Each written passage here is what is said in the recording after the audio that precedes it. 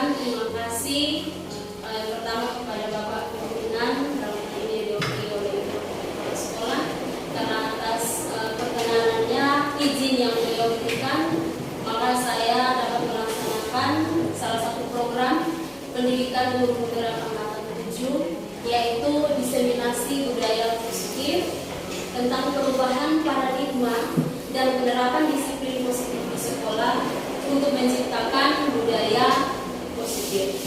Yang kedua, untuk teman-teman semua, terima kasih atas kesediaan waktunya untuk hadir di sini bersama-sama dengan saya untuk kita berbagi informasi, berbagi pengalaman tentang perubahan paradigma dan penerapan disiplin positif di sekolah untuk menciptakan budaya positif. Teman-teman, kita berbicara tentang paradigma atau cara pandang, maka pertama-tama kita melihat dulu tentang kebutuhan dasar manusia. Manusia itu siapa saja, entah kita, entah anak sekolah, intinya yang namanya manusia punya kebutuhan yang sama, yang selalu diusahakan untuk dipenuhi. Kalau tidak terpenuhi, maka pasti ada tindakan yang diambil agar kebutuhan itu terpenuhi. Kebutuhan itu ada 5. Yang pertama untuk survive atau bertahan hidup. Yang kedua untuk kekuasaan atau power. Yang ketiga kebebasan atau freedom. Yang keempat adalah kesenangan atau fun. Yang kelima adalah kasih sayang dan rasa diterima. Saya rasa teman-teman sudah cukup punya gambaran tentang ini. Saya hanya menjelaskan sedikit saja. Bertahan hidup kita tahu bersama yaitu makan, minum, kesehatan, tempat tinggal, itu termasuk dalam kita untuk bertahan hidup bersama. Yang berikut tentang kekuasaan. Nah di sini teman-teman, termasuk saya, ketika saya melihat kekuasaan, saya berpikir bahwa kebutuhan untuk menjadi pemimpin, ya. Yang dimaksudkan di sini, pemimpin itu bukan harus yang kategori kita bahwa menjadi kepala sekolah, menjadi ketua kelas, menjadi wakil kelas, tidak.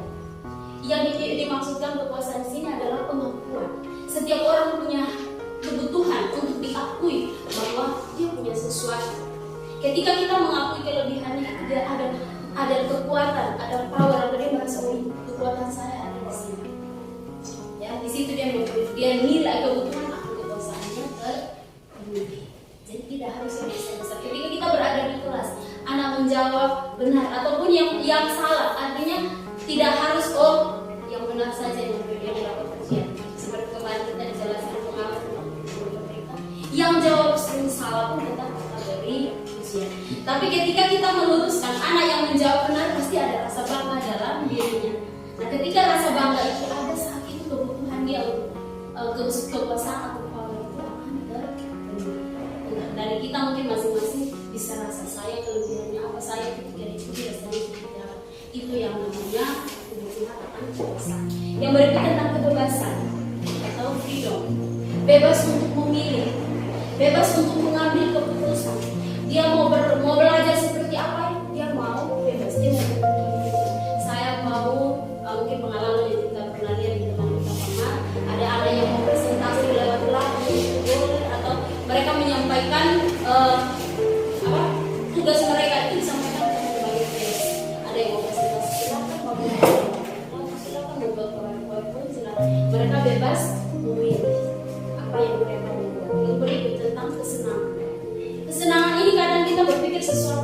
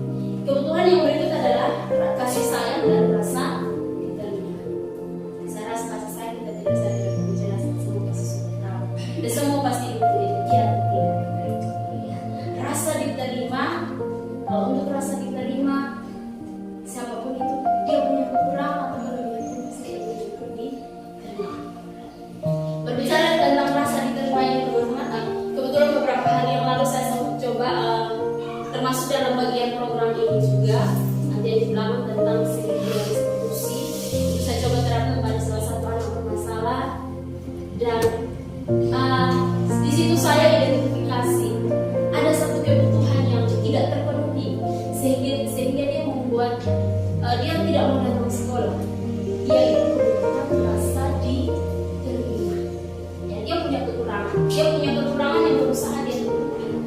Ketika dia berusaha menutupi itu, dia merasa sendiri bahwa teman-temannya tidak menerima dia.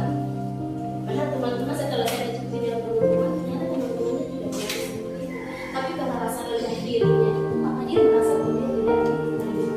Jadi itu salah satu contoh kecil. Jadi ketika dia ada kebutuhan yang tidak terpenuhi, maka dia akan mencari-cari teman lain. Dia tidak datang sekolah, ada teman-temannya yang menerima dia, maka dia ada di teman. Dia ada di rumah, katanya kalau dia ada di rumah itu mama marah satu hari ambil itu kalau dia ada di rumah, maka dia merasa tidak diterima di rumah. Dia keluar ke tempat lain, dia lebih nyaman di rumah orang. Ketika dia pulang mama sudah tidur, jadi mama tahunya mama dia tidak ada di rumah, padahal dia tahu ketika mama sudah tidur, pagi dia tahu dia setelah itu pagi dia bangun siap langsung dari sekolah. Kadang sampai kadang tidak, kalau tidak ada sekolah ya dia di rumah. Jadi itu salah satu contoh. Jadi mari kita, artinya di sini kita saling mengerti. Ketika kita jadi guru, kita coba merubah pola pandang kita paradigma kita coba kita rubah. Ya, jadi lalu kita coba berubah bahwa setiap anak ketika dia bertindak bersikap, bukan hanya anak, mungkin kita guru juga. Ketika ada tindakan yang kita buat itu sebenarnya semua ada tujuan. Ada tujuan yang kita mau, yang ada kebutuhan yang tidak terpenuhi, sehingga itu kita tunjukkan kepada lingkungan kita. Ya. Jadi untuk itu teman-teman, oke, untuk berubah paradigma ini saya kebetulan semua sudah berpasangan. Permainannya adalah cobalah bermainnya seperti ini teman-teman. Jadi teman-teman berpasangan, waktu dari setiap orang saya kasih 30 detik. Saya minta salah satu, oh ya, karena paman tidak ada teman, minta maaf paman timer saja. Ya, timernya paman satu orang kita kasih waktu 30 detik. Salah satu teman tangannya di depan seperti ini di kepala. Teman yang satu usaha untuk membuka. Ya, cobalah buka. Silakan usaha dengan segala cara. Mau logika, mau dikiri-kiri, atau mulai dari sekarang. Silakan 30 detik.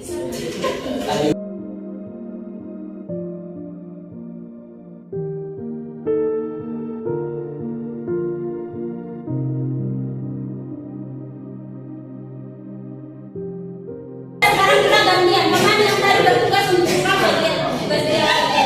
Namanya dibuka. Dan sekarang silakan dibuka.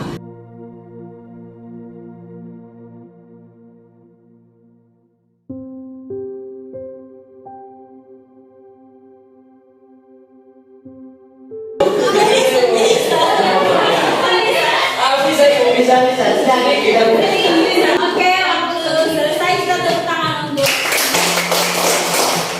Oke, dan tadi setelah kita bermain, ada yang tangannya terbuka, yang berhasil dibuka oleh temannya, ada yang berhasil.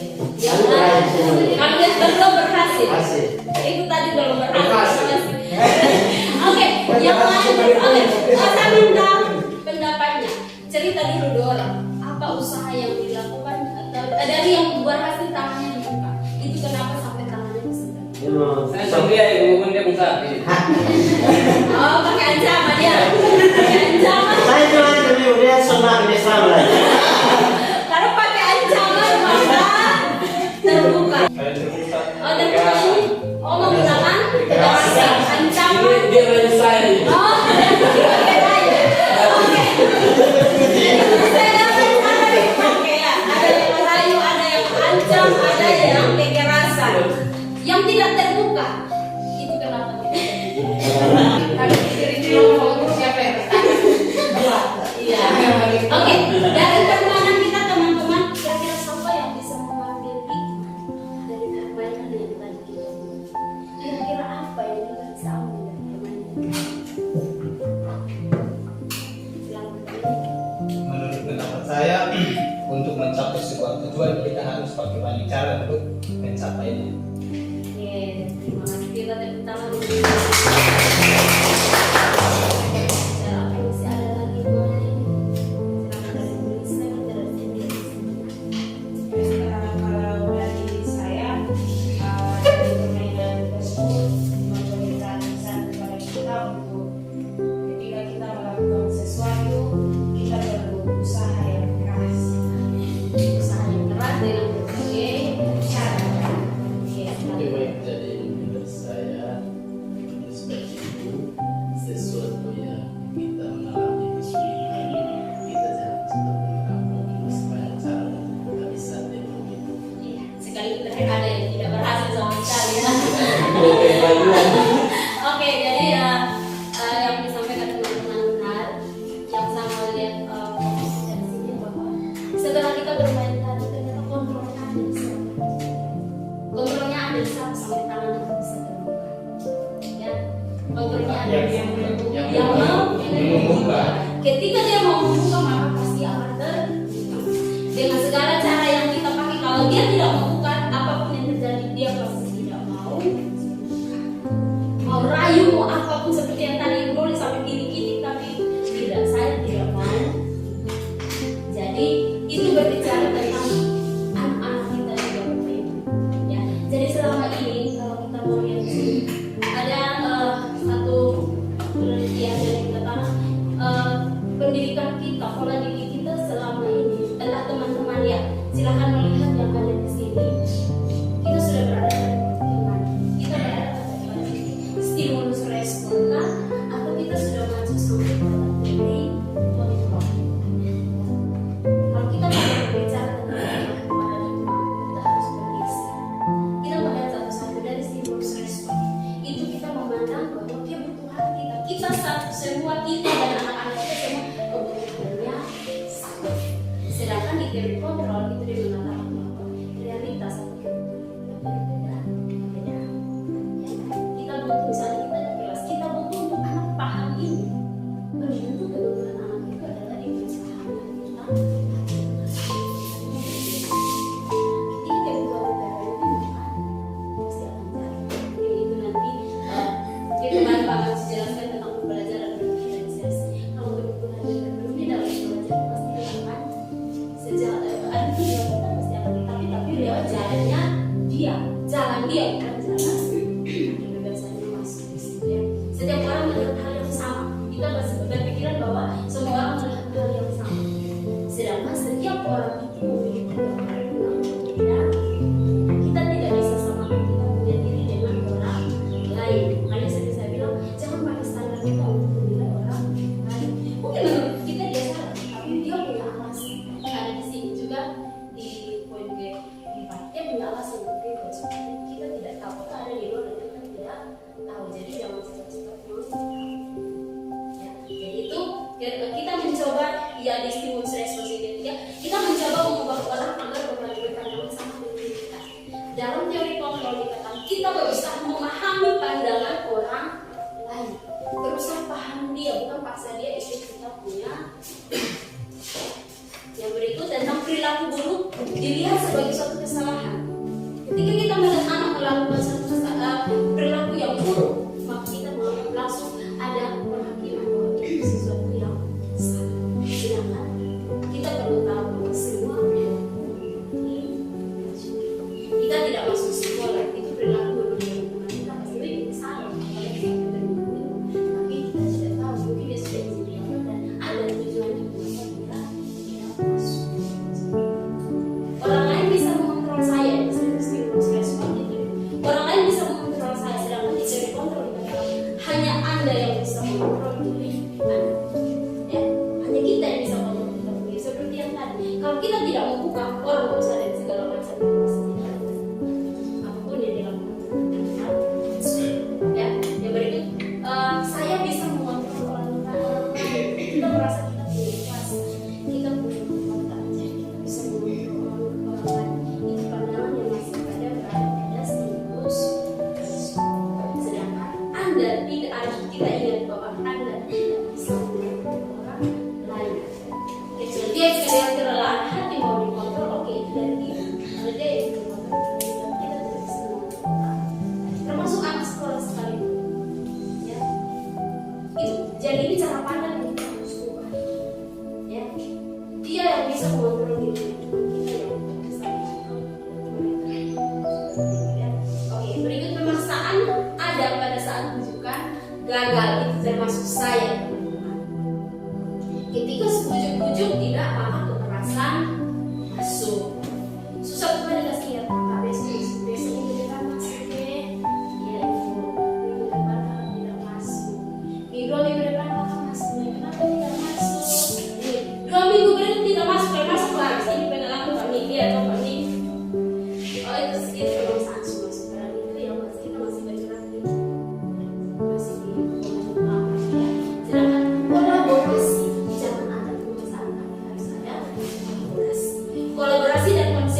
akan menciptakan pilihan kita berkomunikasi sensitif.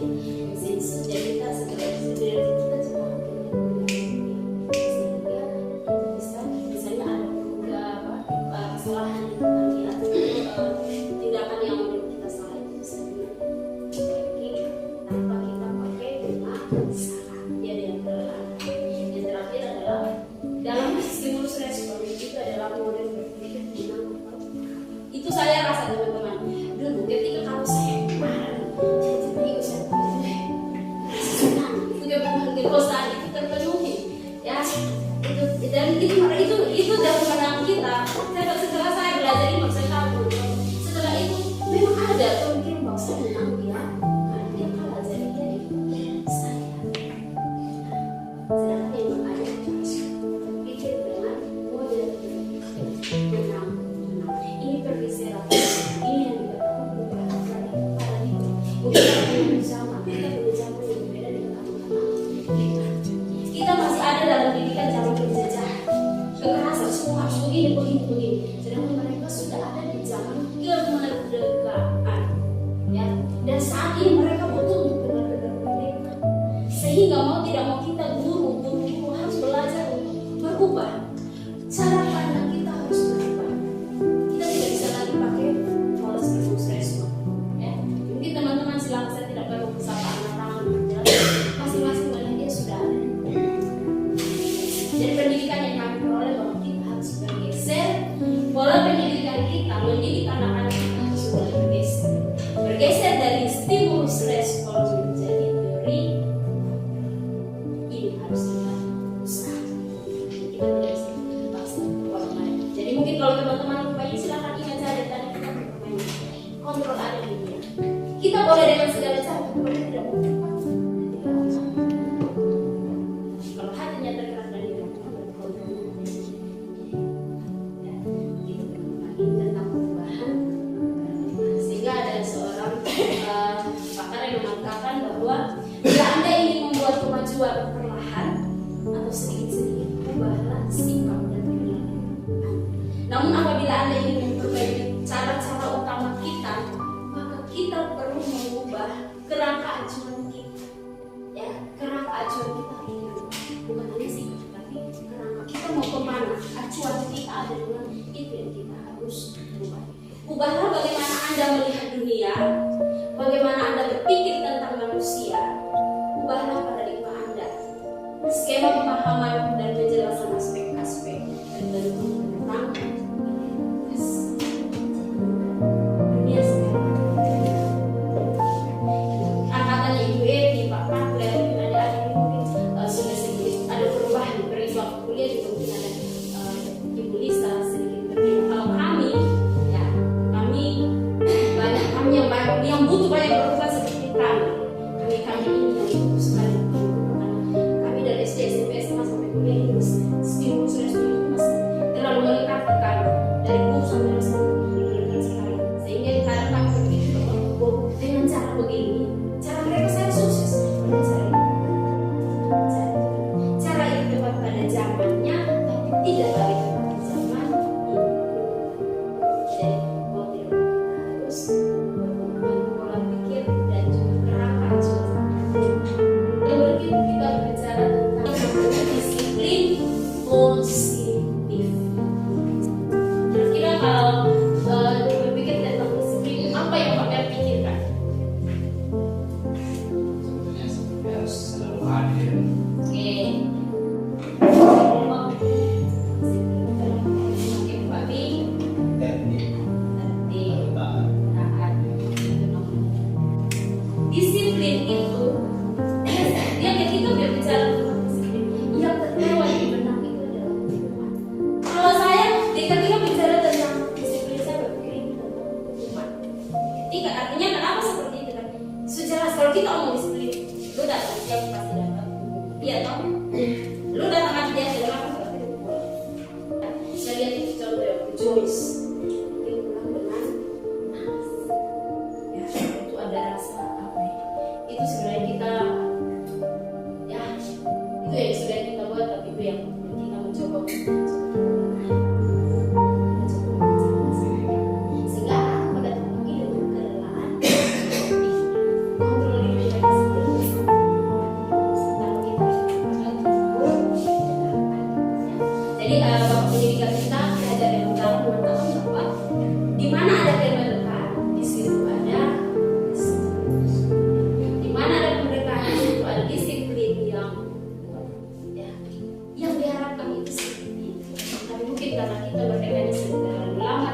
kita merdeka itu penjajah masih rasa penjajah itu masih hidup kita, sehingga dia sampai sekarang juga kita merasa tidak bebas. Kalau kita omong disiplin merasa tidak bebas, sih gimana? Hai mesti helm lah ya, usah ada di kamar, iya toh. Jadi merasa jadi dikatakan beberapa pendidikan kita mereka di sini mana ada pendidikan di situ ada di sini. Dan sesungguhnya dikatakan disiplin itu ada disiplin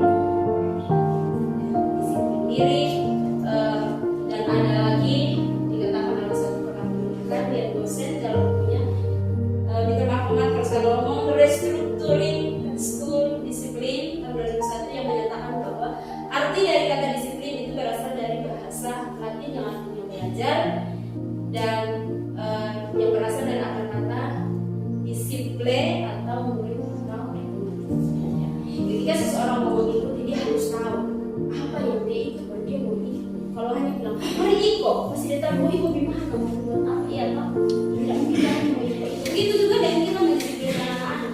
Ketika kita bilang besok harus datang pagi, kenapa harus datang pagi? Usaha itu jelas. Ya toh, Tuhan tidak ada kata bersama sekolah, kita sekali datang. Dia mau ikut tapi dia tidak tahu yang dia mau ikut itu apa. Itu yang dikatakan dari apa-apa ini. Di sini teman-teman, dari situ kita coba kembali ke kata disiplin kita sudah tahu, tapi coba kita menggunakan positif lagi di belakang. Saya pikir ini waktu saya baca model saya pikir kenapa harus tambah positif lagi tuh? Dia sama saja tetap bicara tentang disiplin. Tapi ini kita mau kembalikan kepada nilai kemerdekaan yang sebenarnya. Nilai kemerdekaan yang sebenarnya. Kita berbicara tentang disiplin positif, berarti dia harus kembali dari kontrol diri. Disiplin itu dia dari dalam, kontrol diri, atau berasal dari dalam diri sendiri. Jadi kita jangan, dan itu pasti akan terjadi kalau mereka dalam kondisi merdeka.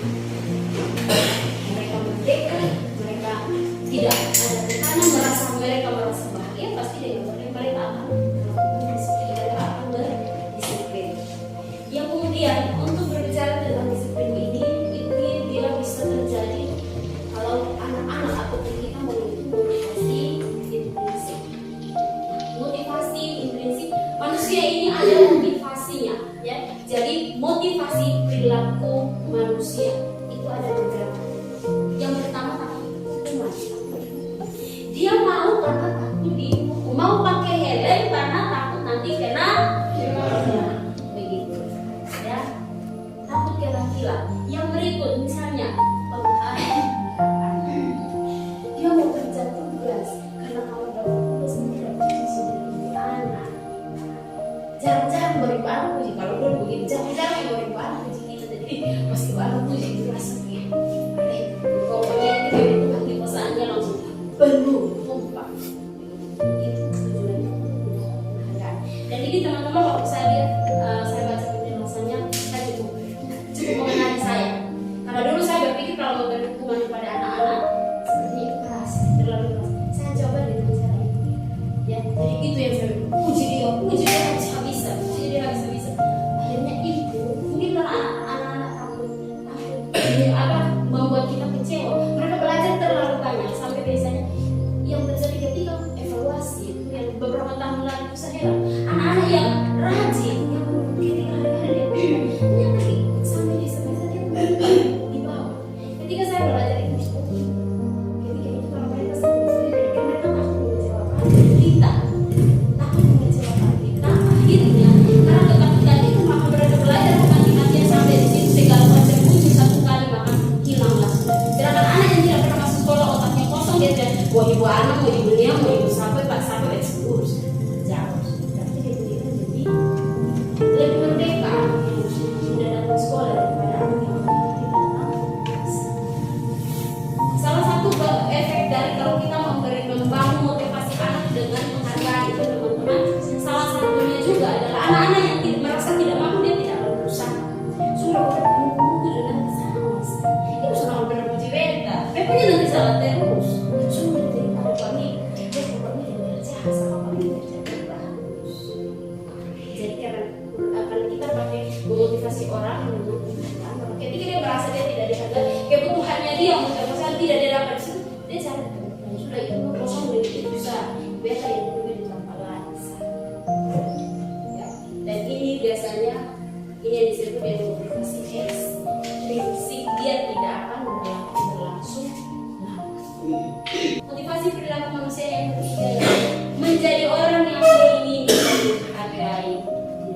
Dia mau berbuat karena itu beta itu anak sudah yang penting. Saya rasa teman-teman kita bapak guru rata-rata mungkin semua sudah sampai pada puncak ini. Ya, kalau ada yang belum ya ada yang bisa disini. Intinya harus berjalan sampai ke titik. Ini teman-teman syarat ini bukan hanya untuk anak-anak kita sekolah. Ketika teman-teman berinteraksi dengan anak-anak yang berbuat dengan orang yang saya bisa kita ini bisa kita pakai kita bersama dengan orang. Jadi motivasi yang diharapkan ini yang disebut dengan motivasi intrinsik. Dia berbuat sesuatu karena dia bilang beta mau jadi orang yang begini. Untuk dia menghargai ya, kita dan bukan hanya kita dengan siapa saja kita berinteraksi. Kita sudah memiliki motivasi intrinsik, maka pasti kita akan menuju pada tujuan mulia. Itu sudah menuju pada tujuan mulianya kita. Tujuan mulianya kita. Saya mau jujur. Tujuan mulia saya mau jujur. Saya tidak mau bohong. Kalau saya mau menjadi orang pasti itu. Tujuan mulia kita akan tercapai dan kita sudah sampai pada yang namanya nilai kebajikan. Kebajikan itu nilai-nilai yang kita sepakati. Nilai-nilai kebajikan yang kita sepakati bersama dalam institusi maupun organisasi ataupun di kelas kita, ada nilai yang kita sepakati tanpa kita melihat perbedaan agama, perbedaan latar belakang, perbedaan bahasa dan lain. Dari sini kita makna dari yang penjelasan tadi, makna dari sini itu adalah disiplin menurut Ki Dewantara, Bapak pendidikan kita, bahwa disiplin diartikan sebagai bentuk kontrol, yaitu belajar untuk kontrol diri agar dapat mencapai suatu tujuan. Itu yang disebut dengan disiplin positif. Jadi disiplin positif itu disiplin, itu memang disiplin. Tapi kita coba meluruskan dia. Disiplin yang diartikan sebagai bentuk kontrol diri.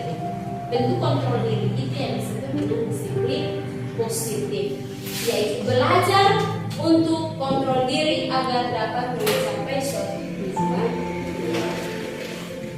Tujuan dari disiplin positif adalah menanamkan motivasi pada murid-murid kita untuk menjadi orang yang mereka inginkan dan menghargai diri sendiri dengan nilai-nilai yang mereka.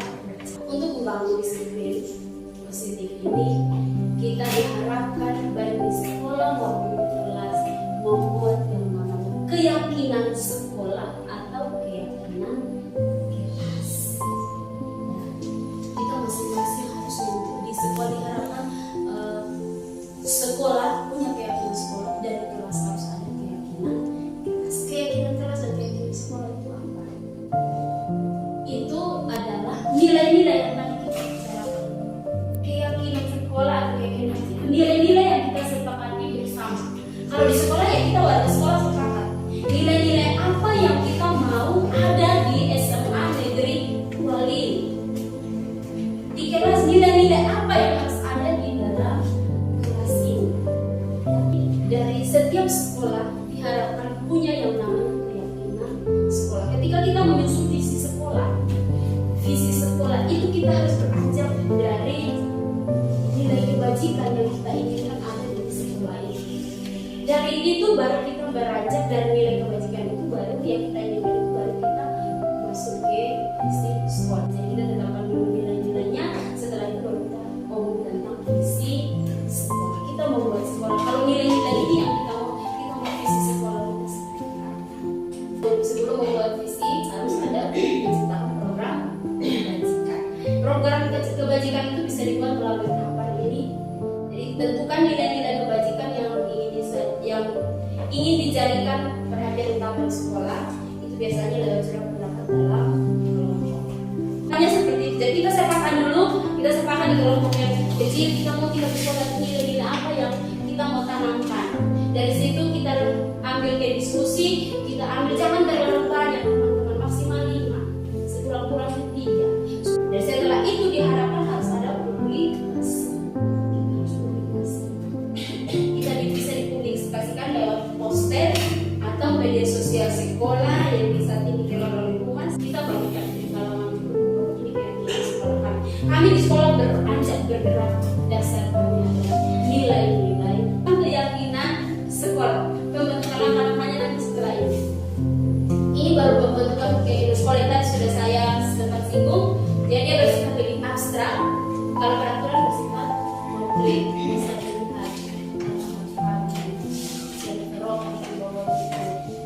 kalau ini dia lebih nilai tanggung jawab, nilai kebajikannya, nilai tanggung jawab, saling menghargai, empati, dan kemudian ada integral konfirmasi ekonomi sudah jalan. Yang kedua, keyakinan kelas atau sekolah bentuk pernyataan yang universal. Pernyataan keyakinan kelas senantiasa dibuat dalam bentuk positif, jangan dalam bentuk negatif. Misalnya ini, teman-teman, misalnya yang menghargai, kami yakin bahwa saling menghargai akan sesama bernilai sama penting. Jadi itu dibuat dalam bentuk positif. Keyakinan kelas hendaknya tidak terlalu banyak, ini tadi saya bilang, sehingga mudah diingat dan dipahami oleh semua warga kelas maupun sekolah. Yang berikut, keyakinan kelas sebaiknya sesuatu yang dapat diterapkan di lingkungan tersebut. Semua warga kelas hendaknya atau sekolah hendaknya ikut berkontribusi dalam pembuatan keyakinan kelas lewat kegiatan cuma pendapat. Semua harus terlibat.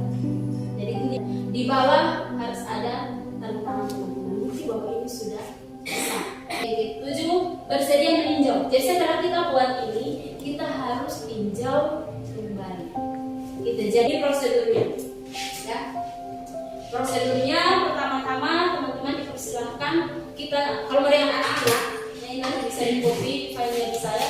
Pertama kita mempersilahkan warga sekolah atau guru-guru sekolah untuk bercurah pendapat tentang peraturan yang perlu disepakati di sekolah kita. Yang itu jadi dari peraturan sekolah. Setelah itu harus ditempel, pokoknya dicatat atau di apa supaya yang besar sehingga kita bisa lihat sama-sama. Setelah kita lihat bersama, maka kita mulai masuk pembentukan keyakinan kelas sekolah yang paling. Yang dari yang peraturan-peraturan yang konkret itu kita rubah dia menjadi lebih positif dan menjadi abstrak. Ya. Jadi kita ambil contoh ya, misalnya kita buat aturan sekolah yang ada.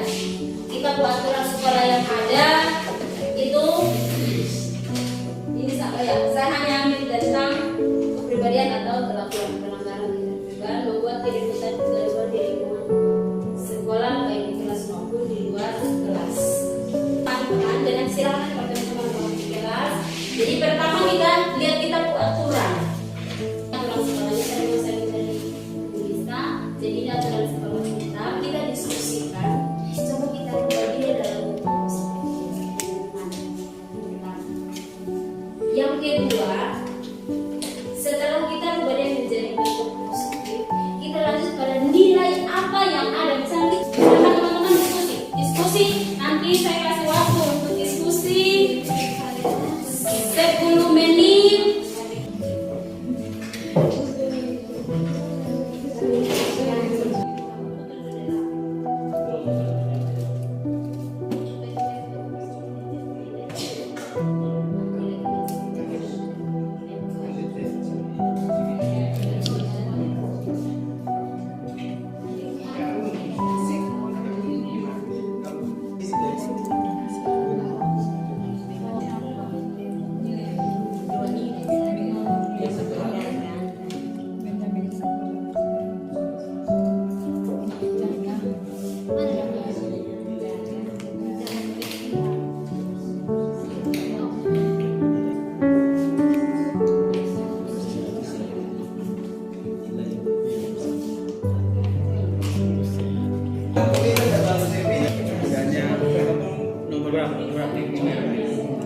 Harus nyaman, aman.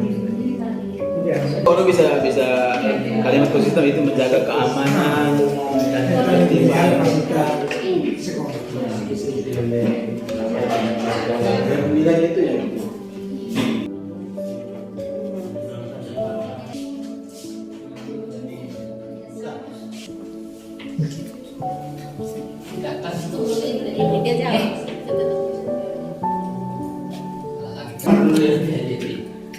Itu apa lagi? Mungkin itu yang Kopi, no. Pertama sudah kita lakukan, yaitu kita melakukan curah pendapat tentang tata tertib sekolah kita. Setelah itu kita merubah kalimat yang negatif menjadi kalimat yang positif. Dan kalimat-kalimat yang positif dari situ, setelah itu kita dalam kelompok kita mendiskusikan nilai kebajikan apa yang menjadi rujukan dari peraturan kita, ya, yang peraturan kita, ya seperti itu. Oke. Kita lihat dari kelompok 1. Kita tepuk tangan untuk kelompok penerbangan selama KBM berlangsung. Jadi ketika kita melihat ini teman-teman kalimat positif ini, kita lihat jangan sampai dia masih dalam bentuk seperti peraturan. Ya. Jangan sampai setelah kita rubah pun dia masih dalam bentuk seperti peraturan. Itu yang kita harus ingat. Nilai kebajikannya yang ketiga, rasa hormat dan menghargai. Sedangkan yang keempat, empati, kerjasama dan tanggung jawab. Oke, kita beri tepuk tangan. Nomor 4 pada aturan kita dengan ada 7 dengan 8 poinnya sama. Nilai kebajikan yang bisa dijadikan sebagai keyakinan yang ini ada rasa hormat, ya. Ada rasa hormat, menghargai, empati, kerjasama dan tanggung jawab.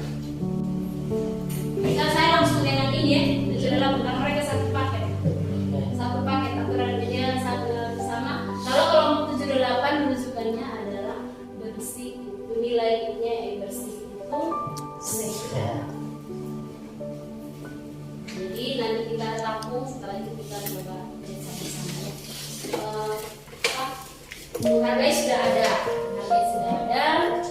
ada rasa menghormat.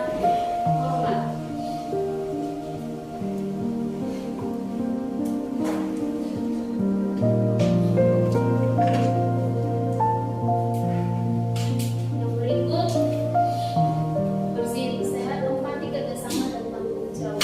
Empati dan tanggung jawab.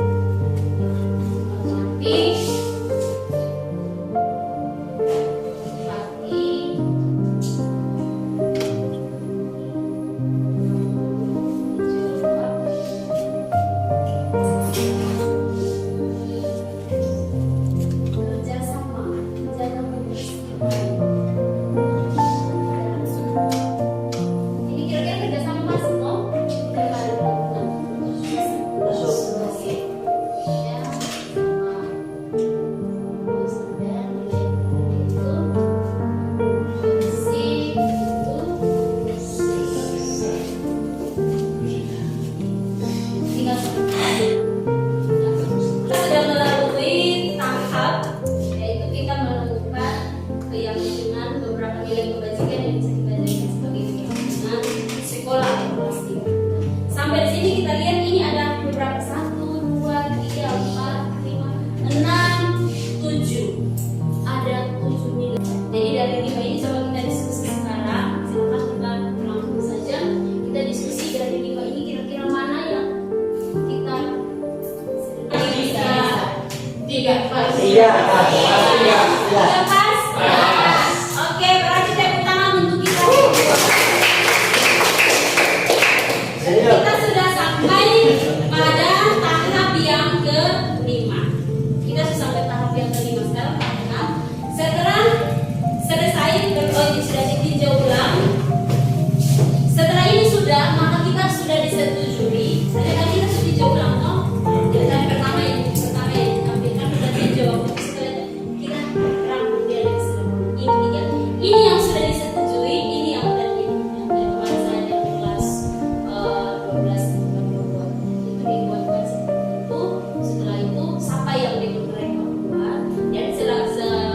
efeknya wali kelas.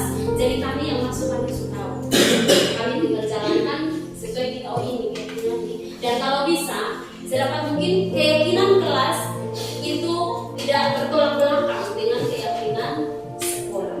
Setelah itu kita perlu untuk evaluasi.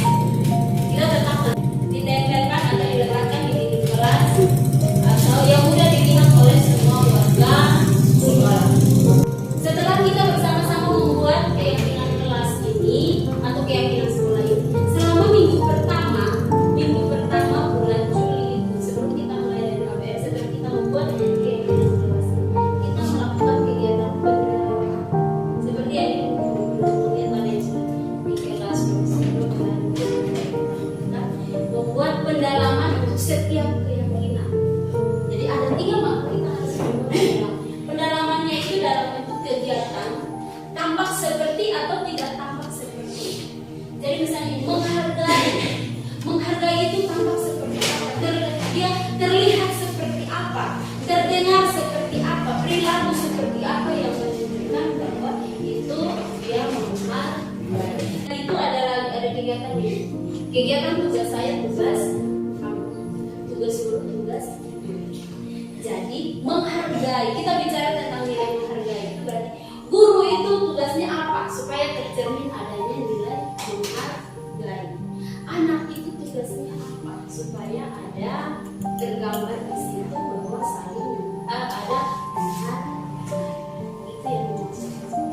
Jadi ini poinnya yang pertama, ini guru tugasnya mengajar, mendidik, menjawab pertanyaan, memberi nilai, mengatur kelas dan sebagainya. Bukan tugas guru. Tugas guru itu bukan menyakiti akan sakiti, memaksa kamu untuk belajar, merapikan barang. Bisa kemarin saya dan teman anak-anak masih di bagian yang pertama, kami belum sampai di pendalaman yang kedua. Tugas saya tugas mereka. Kemarin saya bersama kelas kegiatan saya bersama kelas kedua. Ini ada curang pendapat, kemudian mereka diskusi kami rekomendasikan. Mereka melakukan pendalaman, yaitu jadi mereka langsung dari pendalaman. Pendalaman itu tampak seperti dan tidak tampak seperti. Dan setelah itu, setelah mereka diskusi, mereka sampaikan aspirasi mereka tentang tampak tidak tampak, saya minta mereka ke depan untuk presentasi. Kalau ada yang masih kurang, maka ditambahkan lagi oleh teman-teman yang lain dan guru. Sudah oke, baru saya minta mereka untuk ditulis dan dipajang di kelas mereka masing-masing. Saya mau adaptasi Bapak punya game. Ada yang masih ingat kok? Masih? Kalau misalnya saya lempar ini bagaimana? Tepuk tangan. Oke. Kalau saya tidak lempar berarti diam. Oke, berdiri dulu supaya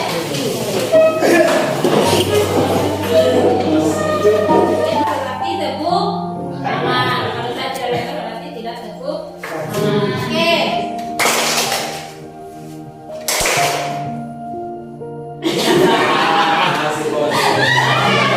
Konsentrasi masih oke. Ibu tidak kenapa?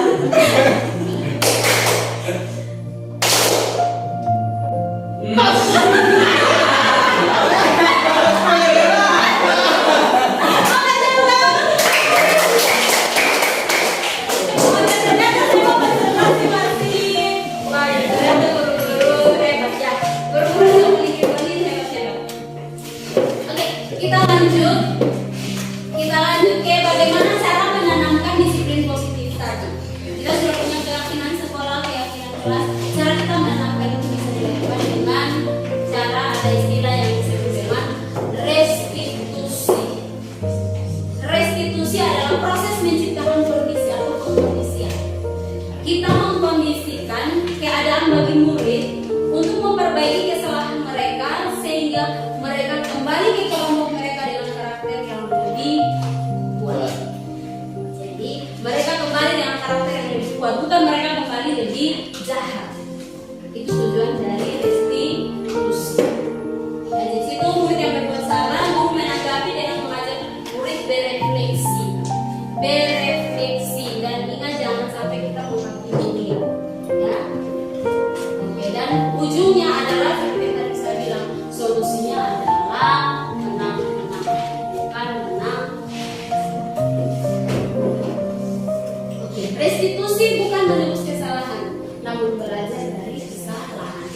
sangat penting teman-teman. Makanya sengaja saya cetak teman-teman bisa baca. Teman-teman bisa baca dan bisa masing-masing lihat posisi saya sejauh ini sudah sampai di mana. Ketika kita menangani anak-anak, kita melihat posisi kita ada di mana. Apakah kita sebagai penghukum, ataukah kita pembuat merasa bersalah, ataukah kita mengambil posisi sebagai teman, atau pemantau, atau manajer. Kalau misalnya anak datang terlambat, atau saya omong saya waktu itu Pak Miki masih SMA, kalau mereka buat salah, saya suruh lari keliling lapangan. Kira-kira itu saya mengambil posisi sebagai apa? Posisi kontrol. Ya, posisi kontrolnya apa ya? Penghukum. Ada yang sebenarnya tidak boleh muncul, itu yang kita secara tidak sengaja kita sudah menyakiti dia. Kedua, pembuat merasa bersalah. Ya, masih dengan salah yang merasa kamu tidak kasihan ibu kok. Ibu sudah capek, ibu misalnya ibu anak ada sakit, tapi ibu kalau datang mengajar kamu, ingat kamu ibu datang mengajar, terus kamu begini, kamu tidak masih ibu kok. Itu yang membuat merasa bersalah. Yang berikut adalah mengambil posisi kontrol restitusi, yaitu sebagai teman. Ayo bantulah demi bapak ya. Iyalah, Pak. Sampai kita dikawal. Sudah, terus bisa bantu ibu kok. Hanya itu saja. Ekspresi yang ditunjukkan seperti berbicara sambil berbicara sambil adalah posisi pemantau. Mengambil posisi pemantau itu kira-kira yang seperti apa Pak Eber? Kita menjalankan budaya disiplin positif. Ketika kita berinteraksi dengan mereka, kita mengambil posisi budaya sebagai untuk mengkondisikan. Jadi restitusi itu pengkondisian. Pengkondisian sehingga masalah terselesaikan dan dia kembali dengan bahagia. Jadi dia kalau kita kembalikan dia sudah dapat karakter yang baru, dia belajar. Jadi ini dia belajar seperti ini. Mengambil posisi pemantau, ya di situ murid memahami konsekuensi yang harus dijalankan karena telah melanggar salah satu peraturan sekolah. Jadi misalnya ada contoh di situ, jadi itu kita berbicara kepada mereka dengan nada suara yang datar, bahasa kita formal. Jadi ketika dia melakukan kesalahan, dia tahu konsekuensinya apa yang dia harus buat.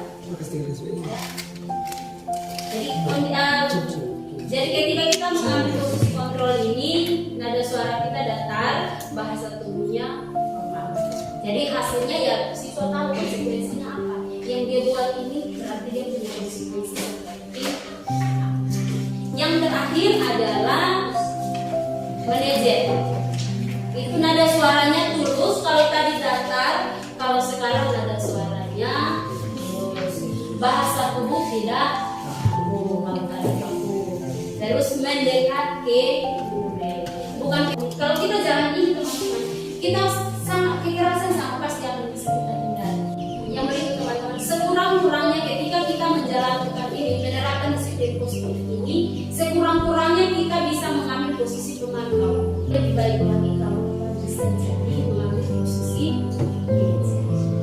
Sampai sudah bisa jadi posisi manajer berarti ada 3 tahapan. Yang pertama kita menstabilkan identitas. Ketika kita menangani dia, bukan datang kita langsung marah-marah, emosi, segala macam, tidak. Yang pertama kita lakukan adalah menstabilkan identitas. Dan kita datang kita bicara cerita-cerita sedikit tentang masalah. Ingat, ambil posisi sekurang-kurangnya adalah pemantau. Bicara dengan formal, bicara dengan formal dengan suara yang datar. Jadi posisi badan yang sekitar ya. Jadi kita di dalam pembicaraan kita menstabilkan identitasnya dan mengatakan saya juga tidak. Semua orang pernah berbuat salah. Jadi dia tidak merasa dia berbuat salah dan kita semua pernah berbuat salah. Jadi setelah itu kita masuk ke validasi.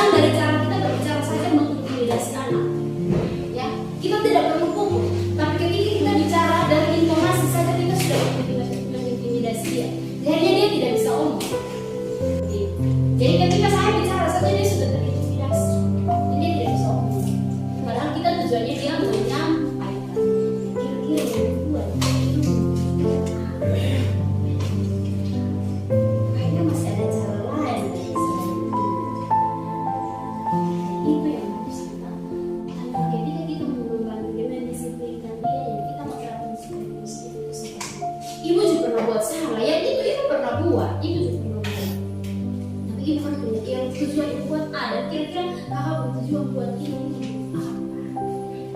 Ya teman-teman, artinya saya bersyukur kemarin dari pendidikan ini sudah ada beberapa anak yang saya coba temani, dan ya saya bersyukur ada hal yang sebenarnya saya selama ini tidak tahu, tapi dengan mungkin karena dari pendekatan di depan, akhirnya apa yang tidak bisa mereka sampaikan akhirnya mereka bisa sampaikan, dan kita bisa tahu. Kita diharapkan seperti itu. Jadi kita mulai dari menstabilkan identitas, setelah itu kita validasi tindakan yang besar.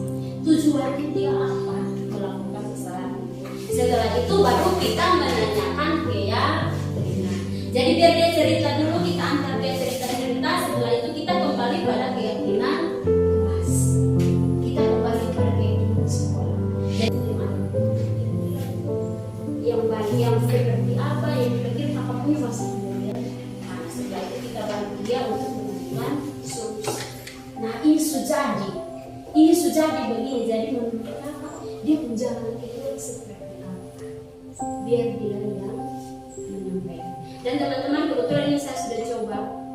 Selagi dia belum merasa dekat dengan kita, selagi dia masih merasa terintimidasi, dia tidak akan ngomong. Tidak apa. Saya coba beberapa kali dulu, anak yang sama saya coba sudah ketiga. Sampai ketiga ini baru dia berani untuk mengungkapkan pendapat. Mungkin di situ dia merasakan ketulusan dari saya, baru dia berani untuk bicara. Dan kita punya, artinya ini tujuan kita bagus, kita ideal. Tapi kalau pendekatan yang kita buat itu masih salah, masih ada gap antara kita dan tidak berbicara. Jadi itu bagian untuk menanyakan keyakinan, bisa kita kembali ke keyakinan sekolah, atau juga kita bisa menanyakan kamu ingin menjadi orang seperti kalau saya kemarin saya pakai yang itu. Kalau kita belum ada keyakinan sekolah.